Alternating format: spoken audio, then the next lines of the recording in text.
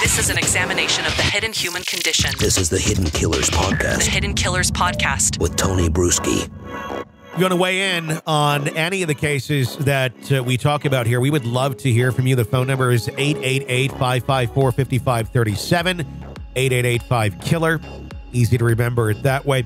Tony and Carol Hughes with you on this edition of the program, and it's open lines, and we are taking some of those calls. Let's hear your thoughts. Hi.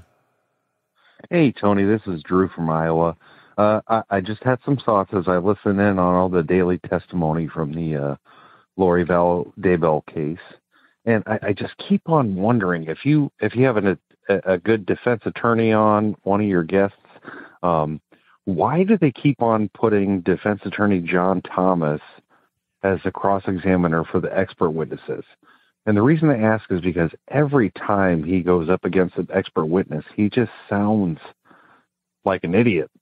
Sorry to say it that way, but he just sounds outmatched. He is clearly out of his wheelhouse and trying to question anybody when it comes to science, biology, even religion.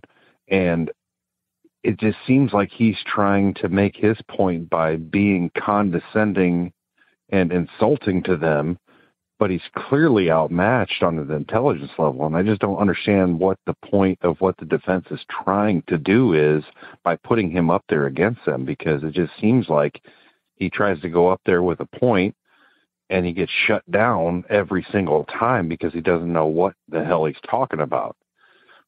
Anyway, I'd love to get the thoughts of you or any of your defense attorney experts on the line. Thank you. I 100% agree, but what is the answer to this? How the hell do you defend this woman? I think that's what it comes down to. I don't know that there is a defense.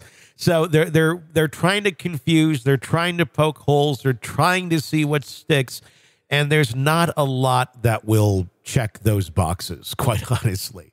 There was one the other day where they were talking to the DNA expert about the 1 in 72 million chance of Lori's hair and DNA matching another human being. And he was trying to poke holes in that, and it was almost comical because it was very rudimentary the way that he was talking about things. Well, do you...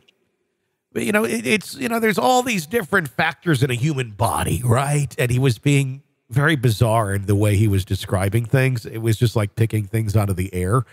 And the expert, the DNA expert, every single time was like, well, no, that's not really how that works. And here's, the flat out math of what this is.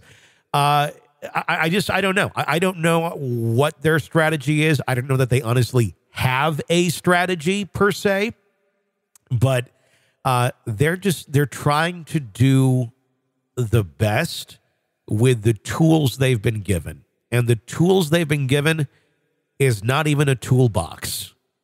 They've been given like a stapler. and that's what might be a stupid question. Yeah. And I probably know the answer to this, but I don't. Is she using public defenders? Because she really doesn't have the means to hire top-notch criminal defense attorneys. Mm-hmm. So are they public defenders? As far as I'm aware, they are. So, if that's the case, once again, just what you just said, but by having inadequate public defense, that just opens up the next trial. It opens it up for appeals, but I think they are adequate, though, quite honestly. It is being led by a very seasoned defender, and his name eludes me at this moment of recording. But the gentleman who's been doing a lot of the cross is not that lead. The lead has gone up several times, and he seems to be very good. The other one, I don't know. I mean, I don't know how anyone goes into this. How do you go up there? I mean, I think half the time they should just wave cross, because I don't even know what they're going to be doing. And if you've noticed, they have done that several times. The only times that they haven't has been where there may be the possibility to confuse a member of the jury, which to a lot of us goes, that'll take a lot.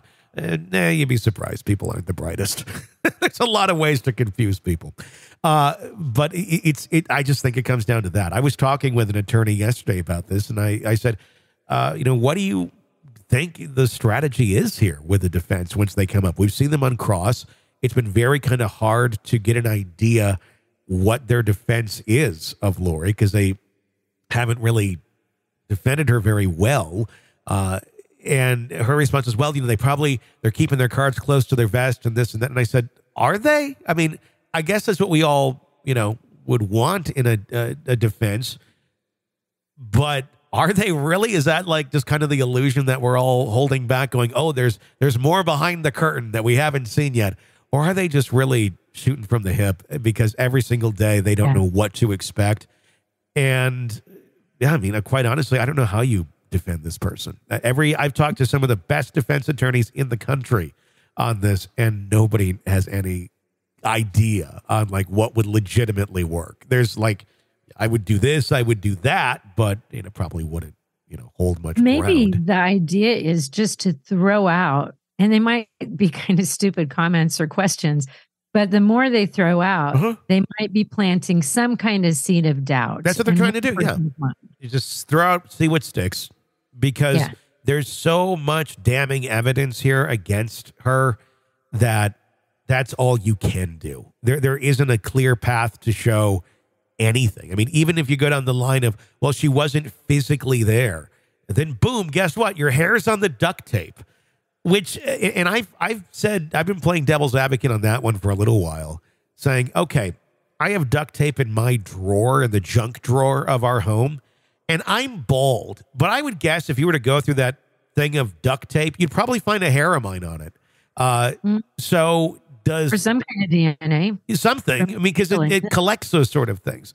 I said, so I don't know how solid that piece is, but whether she was there or not doesn't even make a damn bit of difference because we already have her on tape recognizing that her children were dead when there was still a search going on for them, talking about needing to move on at some point.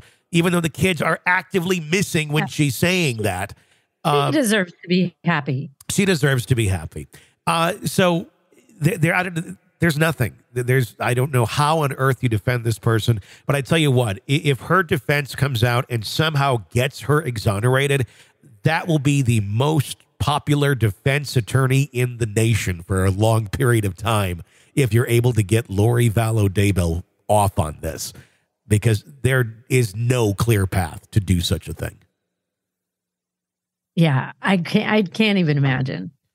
So, but I think that whole idea is just if they can get one person on the jury to start questioning and doubting something by questioning the science, that's what they need. I know, and that's the thing. It's like questioning the science. Like some of these, like talking about some of the most irrefutable facts, though, is the science. You can argue a religion, you can argue a belief system, you can argue faith. You can't argue the science. It's just a fact on what some of these statistics are based on the data and the research and the science behind it.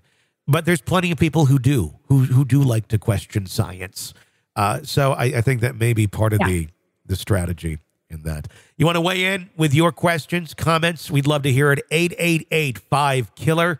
888-554-5537. This is an examination of the hidden human condition. This is the Hidden Killers podcast. With Tony Bruschi. You like the podcast, press subscribe wherever you download them so you don't miss any of our updates and discussions on the cases that we're following for you right here. I'm Tony Bruschi. Stay with us.